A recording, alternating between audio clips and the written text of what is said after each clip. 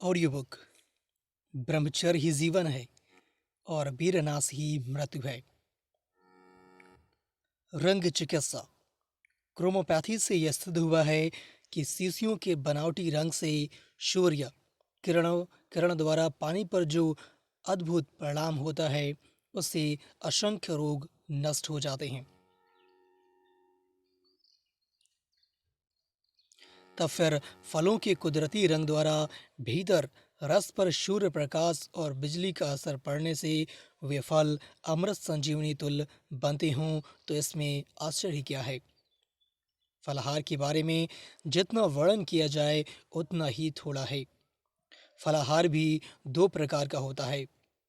फल में जैसे अंजीर, अंगूर, संतरा, पपीता, अमरूद, आम, नाशपाती, सेब, बेल, शरीफा, मीठा खट्टा नींबू, दोनों ये सस्ते व अच्छे फल होते हैं।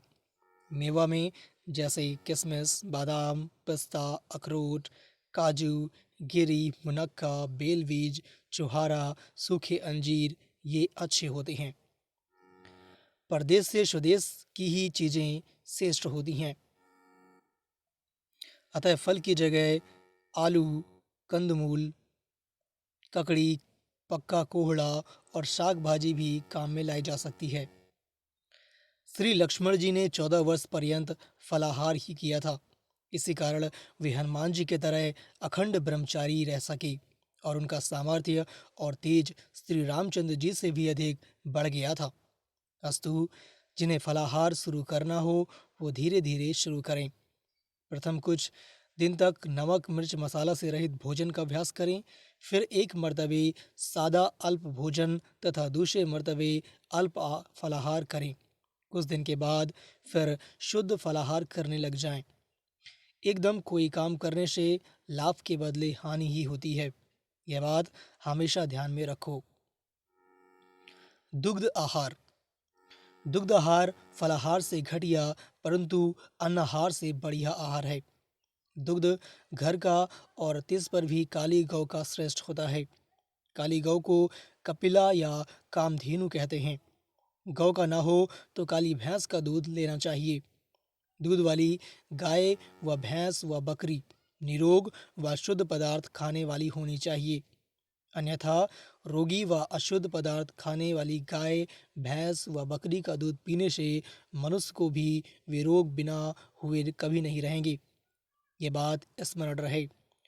बाजारू दूध पीने से मनुष्य बहुत जल्द रोगी बनता है, क्योंकि उसमें रास्ते की धूल और गंदी हवा में के असंख्य जहरीले कीड़े पड़ जाते हैं। यही हाल मिठाई का भी होता है। रोज हलवाई एक अंजलि भर भरी हुई बर्रे, मक्खियाँ, चींटे, दूध और मिठाई इत्यादि से प्रातःकाल निकाल के फेंकता है और उसी को औंटाकर लोगों को पूरे दाम पर मजे में बेचता है। अतः बाजारू कोई भी बनी बनाई चीज, विशेषता पतली चीज तो कदापि न खानी चाहिए। हलवाई वगैरह को का गंदापन तो मशहूर ही होता है। उनकी पोशाक देखकर ही जी मचलाने लगता है। भला ऐसे गंदे लोगों के हाथ के गंदे प्रकार से बने हुए पदार्थ खा पी कौन सकता है और आरोग्य संपन्न व दीर्घायु कैसे हो सकता है। होटल तो मानो मनुष्य के आयु आरोग्य को अच्छे ढंग से जलाने वाले मूर्तिमंत स्मशान ही हैं। तुरंत का दुहा हुआ और छना हुआ दूध सर्वोत्कृष्ट होता है। दूध बिना छाने कभी ना पियो। गर्म करने से दूध की प्राण शक्ति बहुत नष्ट होती है। अतः दूध दूध जो है ताज़ा ही पीना चाहिए।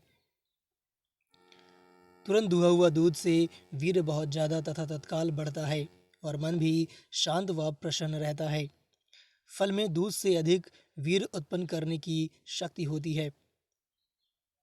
दूहने के आधा घंटे बाद दूध में विकार उत्पन्न होते हैं। अतः ऐसा ठंडा दूध फिर उबाल कर ही पीना चाहिए।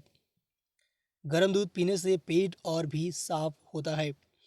दूध ठंडी आंच पर गर्म करना बहुत ही लाभदायक है, यानी धीमी आंच पर। दूध धीरे धीरे जैसा बच्चा माता का दूध पीता है वैसे ही पीना चाहिए। इस प्रकार थोड़ा-थोड़ा पीने से 1 पाव भर दूध 1 किलोग्राम दूध के बराबर होता है और गटर-गटर पीने से 1 किलोग्राम दूध भी पाव भर की बराबरी नहीं कर सकता, क्योंकि दूध जल्दी पी लेने से उसका एकदम दही बनकर पेट के भीतर ही भीतर फट जाता है, खराब हो जाता है। परंतु थोड़ा-थोड़ा पीने से मुख में थोड़ी देर रखकर फिर पेट में उतारने से उसका सब सार खिंच जाता है और कुछ भी बेकार नहीं जाता है। कोई भी चीज़ जल्दी से खाना मानो रोगी बनकर जल्दी ही मरने की तैयारी करना है। अतएव सावधान। मांसाहार। मांसाहार सबसे अधम और राक्षसी आहार है। मांसाहारी लोग बहुत विकारी होते हैं, क्योंकि मांस उनका आहार है ही नहीं। मांस जंगली दुष्ट पशुओं का तथा निशाचरों का आहार है। गाय, घोड़ा, बैल, बंदर मांस को छू तक नहीं सकते, पर वारे मनुष्य जंगली नीच जानवरों से भी नीच हो गया है। मांसाहारी पुरुष सदा चंचल, क्रोधी व कामी बना रहता है और इस बात का पता शेर, तेंदुआ, चीता इत्यादि मांसाहारी पशुओं की तरफ देखने से फौरन लग जाता है। वे पशु पिंजड़े में हर वक्त इधर-उधर चक्कर लगाया करते हैं और लोगों की तरफ चंचल व क्रूर दृष्टि से देखा करते हैं। परंतु वही शाकाहारी गाय से लेकर हाथी तक को देखिए, कितने शांत और निर्विकारी होते हैं। मांसाहारी पुरुष का ब्रह्मचारी होना मुश्किल तो है ही, परंतु असंभव भी है। अपवाद को लेना मूर्खता है। अतः जिन्हें ब्रह्मचारी और सदाचारी बनना हो, उन्हें चाहिए कि वे मांसाहार को सर्वथा एकदम त्याग दें। सच्चा आहार। पहले यह कह आए हैं कि भोजन और बुद्धि का परस्पर बड़ा ही घनिष्ठ संबंध है। सात्विक आहार से बुद्धि भी निसंदेह सात्विक ही बन जाती है। पर हाँ, भोजन के समय उच्च, पवित्र, शांत और ब्रह्मचर्य विषयक विचार अवश्य ही करने चाहिए, क्योंकि उच्च और निर्मल विचार ही आत्मा का सच्चा आहार है। यदि सात्विक आहार के साथ में सात्विक विचार न किए जाएं, दुष्ट और अधर्मी विचार रखे जाएं, तो भोजन का वह सात्विक परिवर्तन सर्वथा व्यर्थ ही समझना चाहिए। भोजन के समय जैसे विचार होते हैं, मनुष्य ठीक वैसा ही आप से आप बन जाता है। ऐसा महापुरुषों का स्व अनुभवपूर्ण सिद्धांत है, क्योंकि भोजन के रस द्वारा वे विचार मनुष्य के नस नस में प्रवेश कर संपूर्ण शरीर में फैल जाते हैं। स्थूल भोजन से विचार का सूक्ष्म भोजन कई गुना श्रेष्ठ और प्रभावशाली होता है। यह आध्यात्मिक सिद्धांत है। अतएव भोजन के समय पवित्र, उच्च, निर्भय, शांत और ईश्वरीय भाव के विचार अवश्य रखने चाहिए। नीच विचार से नीच और उच्च विचार से तुम अवश्य ही उच्च बन जाओगे। पापी विचार से पापी, व्यभिचारी विचार से व्यभिचारी और पुण्यमयी तथा ब्रह्मचारी विचार से तुम निसंदेह पुण्यवान और ब्रह्मचारी बन जाओगे। यदि तुम्हें काम को और भय को हटाना है, तो हनुमान जी का ध्यान करो और उनके ही जैसे हमेशा, विशेषतः भोजन के समय खास तौर पर स्त्री मात समान ऐसे पवित्र विचार करो। आलस्य और मलिनता की को हटाने के लिए स्वकर्तव्य परायण श्री लक्ष्मण जी जैसे पवित्र विचार करो। क्रोध को हटाना हो तो बुद्धि जी जैसे शांत, प्रेमी, क्षमाशील व दयालु विचार करो।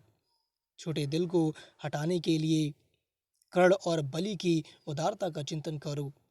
दरिद्रता को हटाने के लिए राजा के तुल्य श्रीमान विचार करो और व्यग्रता छोड़ शांत चित्त से उस सर्वव्यापी लक्ष्मीपति भगवान का ध्यान करो, जिसकी पत्नी लक्ष्मी पैर दबाती और सेवा करती हैं। लक्ष्मीपति का ध्यान करने से तुम भी लक्ष्मी पति अवश्य बन जाओगे, अर्थात धन आपसे आप तुम्हारे चरणों की सेवा करेगा, क्योंकि ध्याने ध्याने तद्रुपता ऐसा ही प्रकृति का सिद्धांत है। अतः जैसे जैसे तुम अपने को बनाना चाहते हो, वैसे ही अथवा जिस दुर्गुण को या आदत को आप हटाना चाहते हो, उसके ठीक ठीक विरुद्ध विचार श्रद्धा और शांति के साथ करो।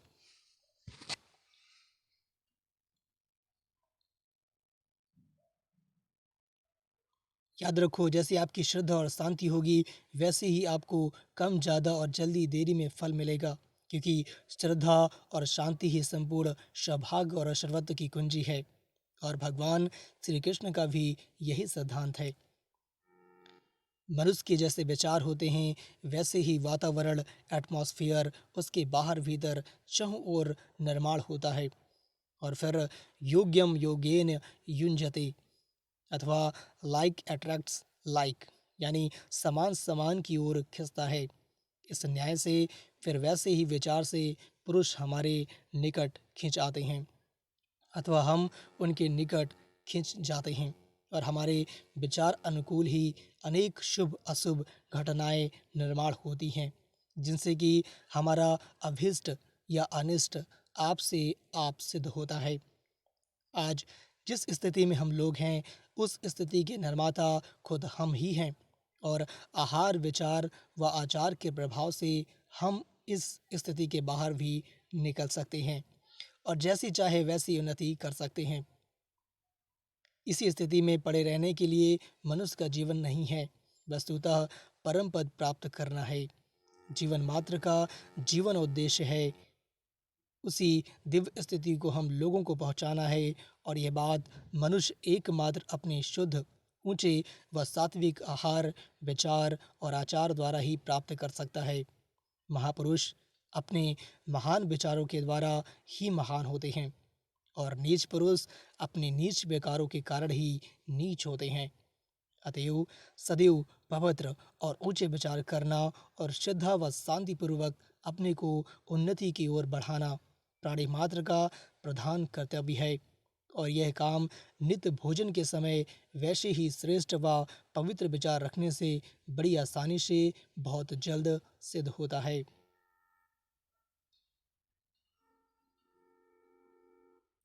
भोजन के शास्त्रीय नियम। नियम पहला, केवल 2 ही समय भोजन करना चाहिए। पहला पहला भोजन 10 से लेकर 12 बजे के भीतर, यानी सुबह 10 से 12 बजे के भीतर, और दूसरा शाम को 8 बजे के भीतर। देर में करने से स्वप्न दोष होता है। नियम दूसरा, दिन भर में एक मर्तबे भोजन करना सर्वोत्कृष्ट है। एक भुक्त सदा रोग मुक्त। नियम तीसरा, रात में 9 बजे के भीतर थोड़ा सा ताज़ा ठंडा दूध बिल्कुल थोड़ी सी चीनी डालकर धीरे धीरे पी लेना चाहिए। रात में गर्म दूध पीने से स्वप्नादोष होता है। नियम चौथा, बहुत गरम गरम भोजन कदापि न करना चाहिए, उससे वीर्य पतला पड़ जाता है और कामो तेज ना होती है। गरम भोजन से और चाय से दांत जल्दी टूट जाते हैं, आंतें दुर्बल पड़ती हैं, कब्जियत बढ़ती है और आँख की ज्योति मंद पड़ जाती है। नियम पाँचवा, भोजन हमेशा ताज़ा और सादा रहे। भोजन अनेक प्रकार का और बासी होने से अनेक विकार फौरन बढ़ जाते हैं। बासी भोजन से बुद्धि, आयु और तेज तत्काल नष्ट हो, आलस्य छाती पर जबरदस्ती सवार होता है और मनुष्य को पाप कर्म में प्रवृत्त करता है। नियम छठवां, कभी हलक तक ठूस ठूस कर न खाओ, उससे बर्बाद हो जाओगे। नियम सातवां, थकने पर तत्काल भोजन न करना चाहिए। नियम आठवां, भोजन के बाद शारीरिक व मानसिक परिश्रम 1 घंटा तक कदापि न करना चाहिए। 1 घंटा कम से कम आधे घंटे तक आराम करो, नहीं तो रोगग्रस्त बन जल्दी ही मरना पड़ेगा। भोजन के समय सदा शांत, पवित्र व ऊंचे विचार रखो। चिड़चिड़ापन से अन्न हजम नहीं होता, क्रोध से अन्न जहर बन जाता है। अतः भोजन के समय हमेशा शांत रहो, शांति के हेतु मौन धारण करो। नियम 10वां, नमक, मिर्च, मसाला, पूड़ी, कचौड़ी, मिठाई, खटाई, मद या मांस, चाय, कॉफ़ी वगैरह सर्वथा त्याग दो, क्योंकि इनसे मन व इंद्रियां अत्यंत चंचल बन जाती हैं। ऐसा पुरुष वीर को नहीं रोक सकता।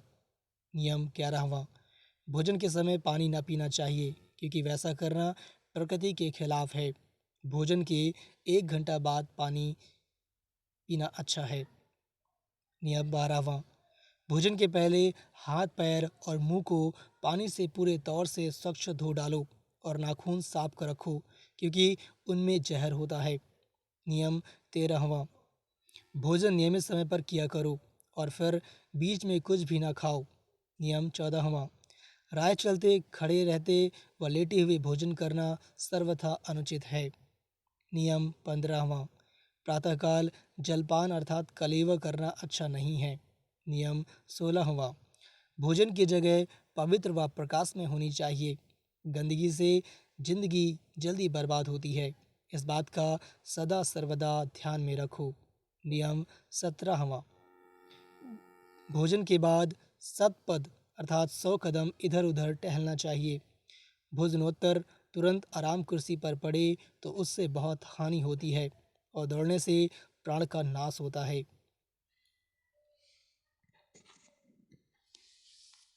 जल संबंधी शास्त्रीय नियम। नियम पहला, पानी स्वच्छ, निर्गंध, जिस पर सूर्य का प्रकाश पड़ता हो, ऐसा ताज़ा ठंडा बहता हुआ अथवा गांव के बाहर के कुएं का होना चाहिए, क्योंकि ताजे जल में बहुत प्राण शक्ति भरी रहती है। जल को संस्कृत में जीवन कहते हैं। सचमुच जल ही जीवन का मुख्य आधार है। भोजन से भी जल का महत्व अधिक है।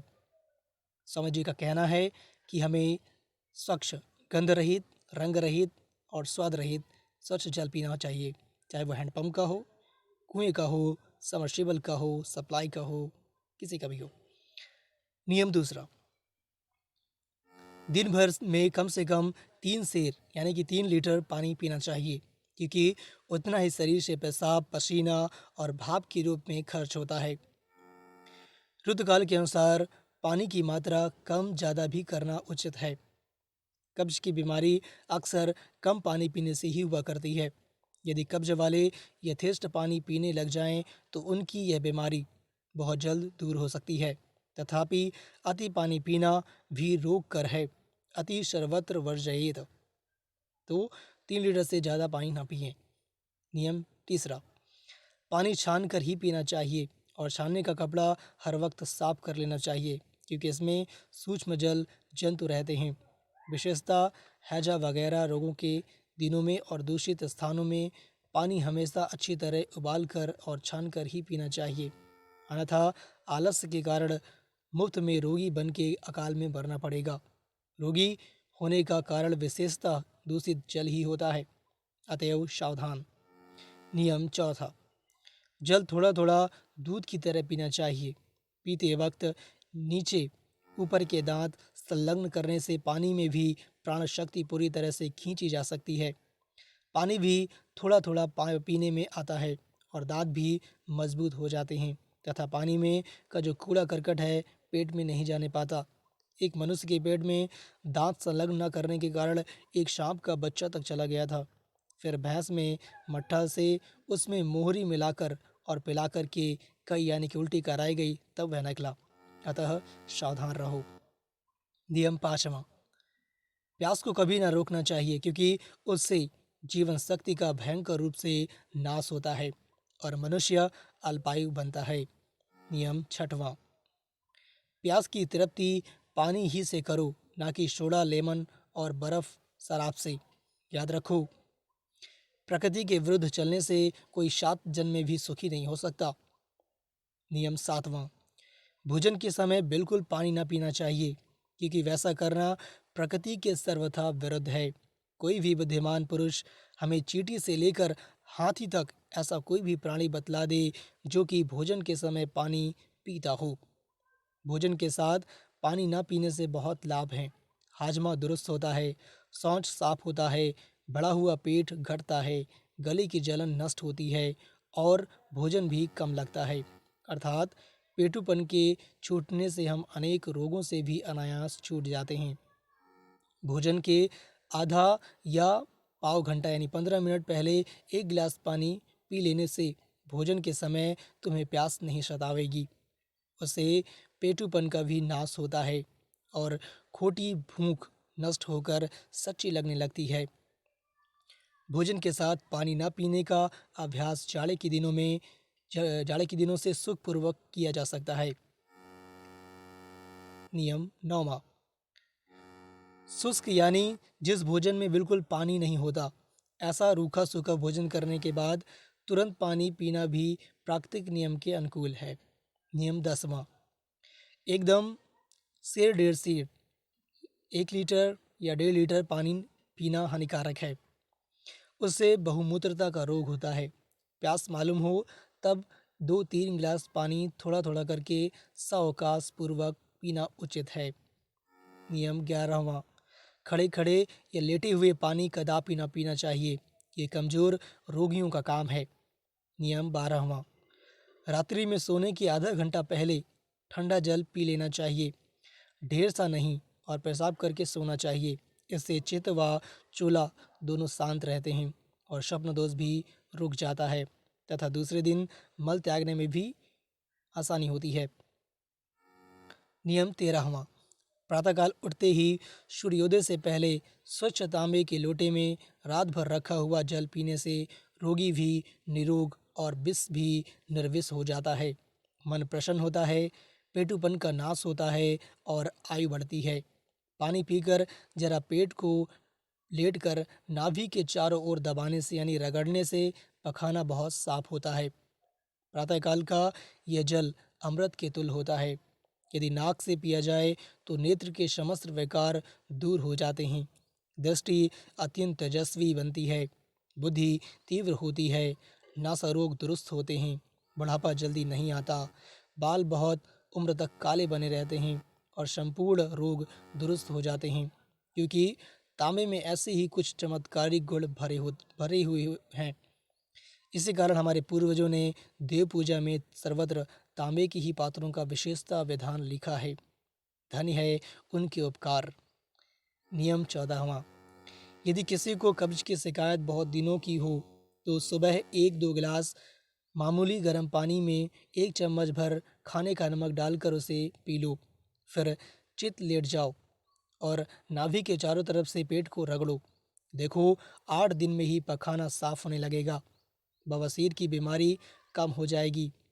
जठर रोग, कड़ रोग, सिर दर्द, गला और छाती के रोग, नेत्र रोग, कोढ़ कमर का दर्द, सूजन आदि असंख्य विकार शनै शनि नष्ट हो जाएंगे।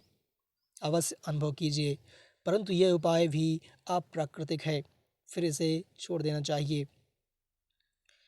नियम 15वां, एनीमा का उपाय भी कब्जियत के लिए सर्वोत्कृष्ट होने पर भी अप्राकृतिक है, अतः एनीमा की आदत न लगाओ।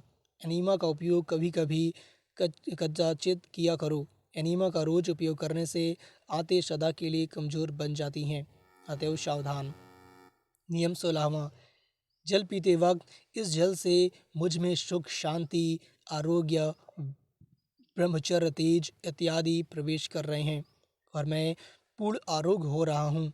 इस प्रकार के संकल्प व आत्मकथन अवश्य किया करो, क्योंकि जैसे तुम जल पीते अथवा सभी समय संकल्प करोगे, ठीक वैसे ही भाव तुम्हारे रोम रोम में घुस जाएंगे और तुम निसंदेह वैसे ही बन जाओगे।